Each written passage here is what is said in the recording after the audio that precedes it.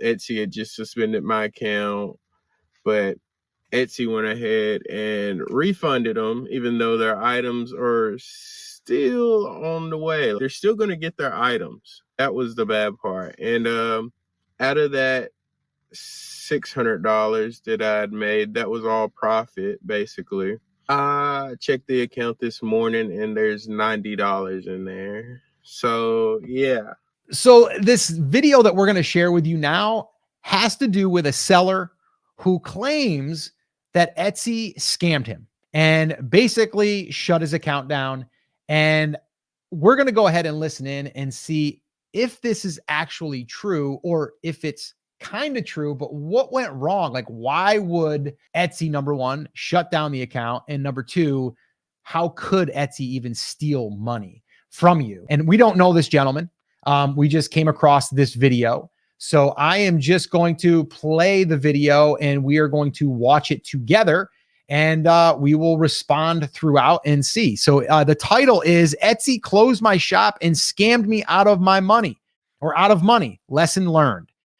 So let's go ahead and let's hit play. First, I want to start this video by saying thank y'all for all of y'all support. It's really awesome to be able to talk to people and people reach out and tell me how their journey is going and stuff. That's really wonderful. But mine with Etsy is come to an end, it looks like. Going forward, we'll be focusing on other things, which I'll get into later on. But right now, I'm going to tell you the story of how this happened. So basically, I was at work, went to the restroom, check up on my customers, make sure nobody was having problems, if I got any messages or anything. And when I open my phone and go to Etsy, it logs me out of the app, tells me to go to the web browser. So I go to the web browser, and then it told me that my account had been suspended. Not only did it suspend my account, but I don't know if they sent an email to my customers or what, but so there is the processing, shipped, and then delivered, I think. And all of my customers, it was like 30 customers, 20, 30 customers that was in the processing phase. And basically all of those was messaging me saying, I saw your shop got shut down. Could I get a refund? Tons of messages. Is my item still on the way? Is there any way I can get a refund? Tons of messages. And I think Etsy did cover $225 of that. But I had $600 in reserve, and they basically used that to give out the refunds because the customers opened up a claim, I guess, after my shop was. Chris, like we aren't into the meat of it yet as to why. I guess what's your assumption so far? Do you think that it was a violation of a design or trademark? Yeah, so that's usually the number one thing.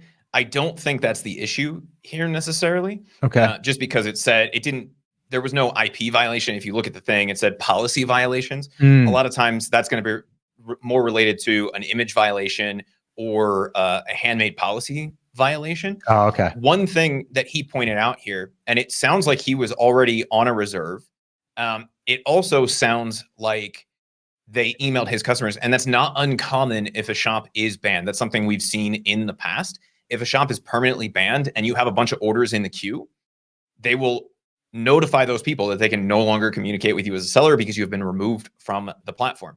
That then results in kind of a cascade of exactly what happened here, which is people asking for their money back. Now, it does sound like he at least got a portion of that covered. I think he said $225 through the seller protection program because he had already shipped some of those orders or something like that. But anything that's considered an open order by Etsy, meaning it hasn't been delivered, is typically what we see there. There's the potential that people can still ask for refunds on those things. And even if it has been delivered, you and I, Scott, talked in the past about the seller protection program and how it took them like 15 seconds on average or whatever the ridiculous number was to approve those claims by buyers. And so it is something that we do have to be aware of. If we run into this issue with Etsy, there is the potential that anything that's an open order, you're potentially going to get a claim against. Anything that Etsy still has the money for, sitting there waiting to be paid out to you, they can claw back. And potentially, if they have paid it out to you and there is what in Etsy's eyes is considered a legitimate claim, they could potentially claw it back from your payment method as well. Interesting. Okay, let's listen a little bit further here. Suspended.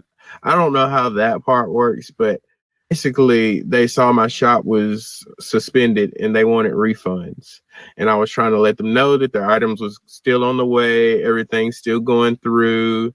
Etsy had just suspended my account, but Etsy went ahead and refunded them, even though their items are still on the way. They're still going to get their items. That was the bad part. And out of that $600 that I'd made, that was all profit, basically. I checked the account this morning and there's $90 in there. So, yeah, I feel like it should have been more than that, but I'm glad it wasn't. Maybe I can get the rest of that.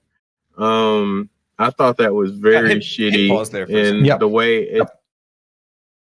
So this is another thing, and it just from some of the language that he was using, it sounded like this was the case.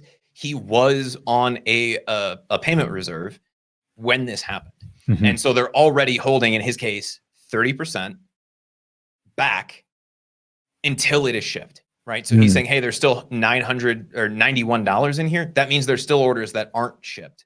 Right. At least according to the way that Etsy is supposed to portion these things out. He had 23 orders in reserve. That to me tells me that, those orders weren't shipped or Etsy didn't consider them to be shipped. Yeah. One thing we need to be vigilant about, especially in the print on demand world, is understanding that we have to communicate that tracking information. And if that tracking information is not attached to the order, Etsy doesn't necessarily consider it shipped. And so if you have a payment reserve on your account, even if you have it set up to sync over and you're convinced that it's going to, I'd be looking at every order to make sure that as soon as that leaves, whoever the print partner is, that tracking information is not only attached to that order inside of Etsy, but like message it to the customer, right? Hey, just saw that your order shipped. Here you go. Spend the extra time if you're on a payment reserve, because the sooner Etsy considers that to be shipped, the sooner that reserve is lifted for that particular order, and the sooner you can get that money out of that 30% hold that we're seeing on accounts. Yeah, no, that's a good point to bring up. Okay, cool. Etsy handle it. Oh, okay. Let me tell you why I didn't tell you why they suspended me. So the next day, I go to the restroom, check my email, and I get a notification from Etsy saying that your shop was suspended for violating our handmade and vintage policy. So, yeah, I use print on demand, and I didn't know that was a problem because whenever I go to Etsy, a lot of Etsy is print on demand. And they even let you connect Printify and all these other, whatever you call them, other places like Printify and Printful and Ghetto. They let you connect to them and sell through them. So I didn't understand like what. I was very disappointed. I went from making $4K a month revenue on Etsy to nothing at all. So basically what I decided to do is just be done with Etsy, move. Okay, so what I want to say here is he was using print on demand and he had it listed, it seems to be wrong.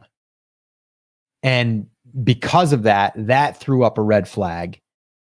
And I'm just curious what his correspondence was. So did they, because he doesn't fill us in on that, but it sounds like, yes, he's selling print on demand. You can sell print on demand. You can connect all of this, but it sounds like there was an issue with how it was listed or categorized. Is this what you're hearing, Chris? Well, so that was kind of my suspicion based on even that message, right? Is that he didn't get an email about trademark notifications. There wasn't a specific listing that was taken down, which is usually the case if you have some sort of IP issue.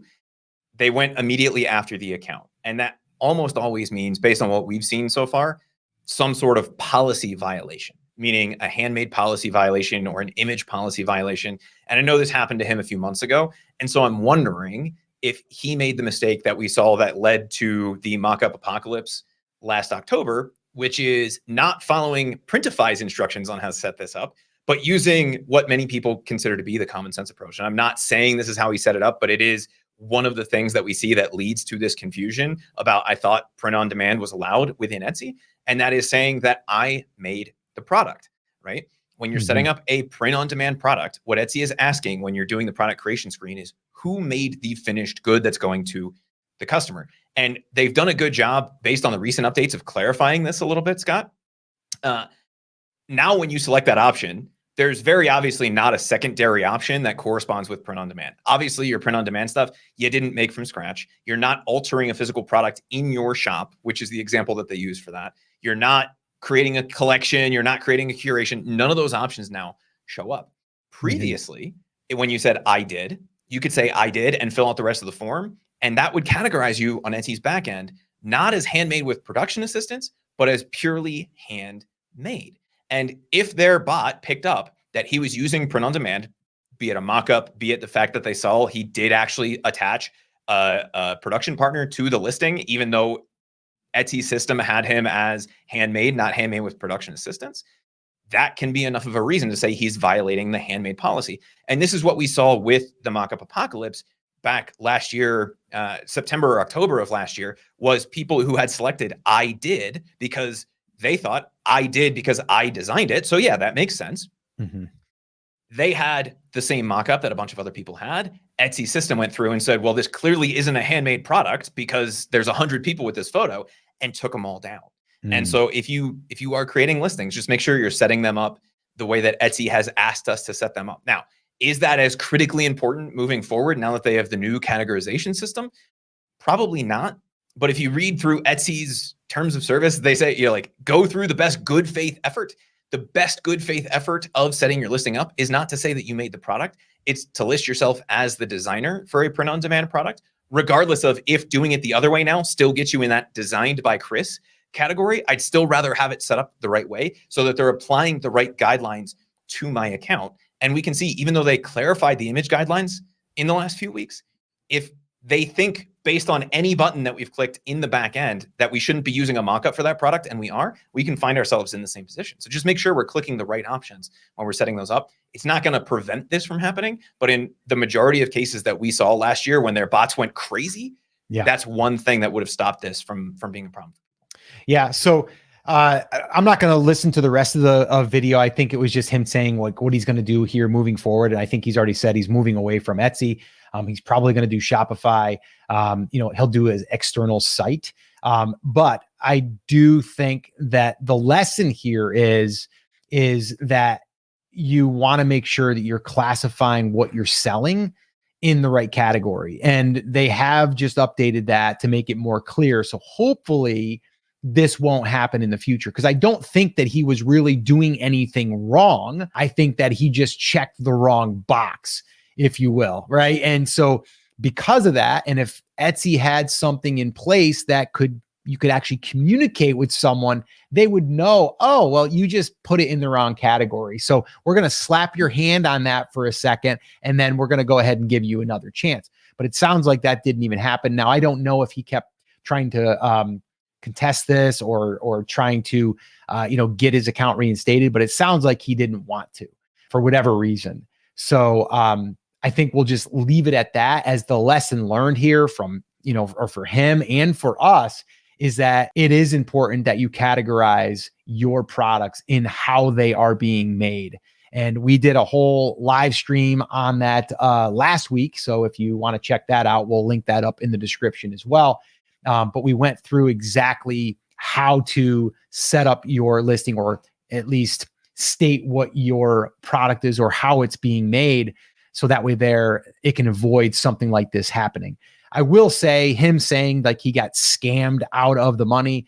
I don't really think he got scammed. I don't think Etsy was deliberately trying to do this to steal his money, although it could feel like Etsy is taking your money after you've already shipped the items. But to their defense, it's, well, we're covering our customers, and our customers are going to always be covered, and we're going to make sure that that they're going to get a refund for a product that we feel shouldn't have been sold. And that would have to be a battle between a legal team, and I'm sure that they're not going to go there for this, and I'm sure he's not going to go there for this. So I would say lesson learned, make sure that you're categorizing your products how they are actually being made.